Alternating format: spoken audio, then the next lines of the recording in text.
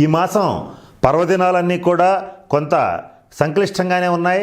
తిథులన్నీ కూడా తిథిద్వయాలు వచ్చినాయి. తిథిద్వయం అంటే ఒకే రోజు 2 తిథులు ఉంటే దాన్ని తిథిద్వయం అంటారు. అటువంటివి వచ్చినప్పుడు కాలమాధవీయం ప్రకారం తిథి నిర్ణయం చేయవలసి వస్తుంది. ఈ కాలమాధవీయం ప్రకారం ఆలోచించినట్లయితే ఇక్కడ కృష్ణపక్షంలో మాత్రం త్రయోదశితో కూడినటువంటి చతుర్దశి ఉన్నప్పుడే త్రయోదశి కింద పరిగణించాలి. శుక్లపక్షంలో అయితే మాత్రం ద్వాదశితో కూడినటువంటి త్రయోదశి కింద పరిగణించడం అనేటువంటిది ఇక్కడ నిర్ణయించడం జరిగింది. దీని రీత్యా ఆలోచించేటట్లయితే నవంబర్ 11వ తారీఖే ధనత్రయోదశి అవుతుంది.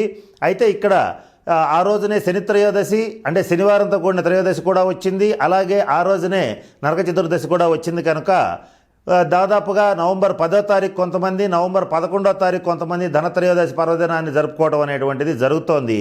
అయితే ఏ సమయంలో ఈ ధనత్రయోదశిని ఎలా జరుపుకోవాలనేటువంటి విషయాన్ని మరొక వీడియోలో తెలుసుకుందాం.